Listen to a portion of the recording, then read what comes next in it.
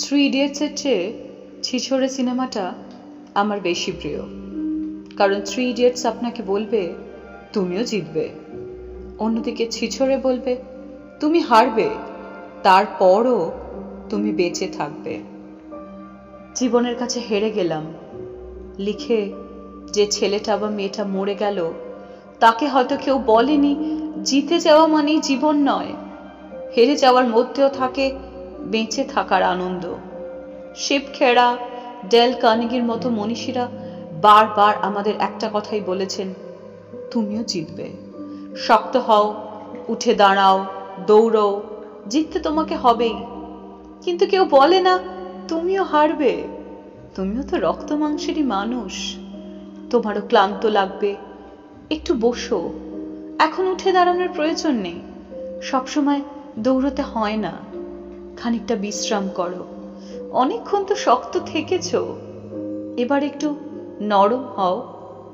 এ কথা কেউ বলে না বলেই ফুলের মতো ছেলে মেয়েগুলো ঝুলে পড়ে, কেউ রিলেশনশিপের জন্যে, কেউ টাকার জন্যে, কেউ রেজাল্ট বা চাকরির জন্যে, কেউ বা একটুখানি ভালোবাসা বা সম্মানের জন্যে।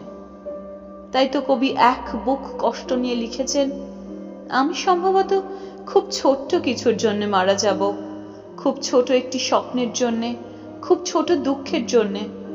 আমি হয়তো মারা যাব কারো ঘুমের ভেতরে একটি ছোট দীর্ঘশ্বাসের জন্যে, এক ফোঁটা সৌন্দর্যের জন্যে। ক্লান্ত হেলাল হাফিজ হতাশায় ডুবে যেতে যেতে বলেছিলেন, কেউ বলেনি ক্লান্ত পথিক দুপুর রোদে গাছের নিচে একটু বসে জিরিয়ে নিও। জীবনানন্দ দাশ যেটা বলে গেছেন সেটা অনেকেরই মনের কথা। আমি অত তাড়াতাড়ি কোথাও যেতে চাই না, আমার জীবন যা চায় সেখানে হেঁটে হেঁটে পৌঁছবার সময় আছে, পৌঁছে অনেকক্ষণ বসে অপেক্ষা করবার অবসর আছে। জীবনের বিবিধ অত্যাশ্চর্য সফলতার উত্তেজনার অন্য সবাই বহন করে করুক, আমি প্রয়োজন বোধ করি না। আমি এক গভীরভাবে অচল মানুষ, হয়তো এই নবীন শতাব্দীতে নক্ষত্রের নিচে।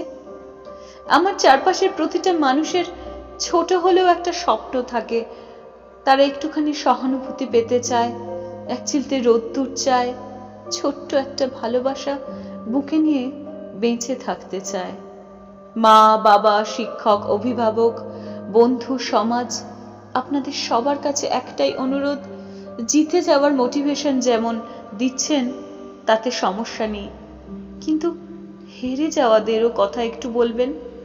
পৃথিবীতে সবাই জিততে আসেনি, সবার জেতার দরকার নেই, কিন্তু এই পৃথিবীতে সবাই বাঁচতে চায়। চারপাশের আলো, বাতাস, জল বা জ্যোৎস্নায় সবার সমান অধিকার আছে। জিতে যাওয়া মানুষটার যেমন হাসার অধিকার আছে, তেমনি হেরে যাওয়া লোকটারও অধিকার আছে মন খুলে কাঁদার। জয়ের মালা বিজয়ীদের জন্য থাকুক, ওটার ভাগ কেউ চায় না, তাই বলে হেরে যাওয়া মানুষের ওপর থেকে এক টুকরো মেঘের ছাওয়া কেড়ে নেওয়ার অধিকার যে কারো নেই।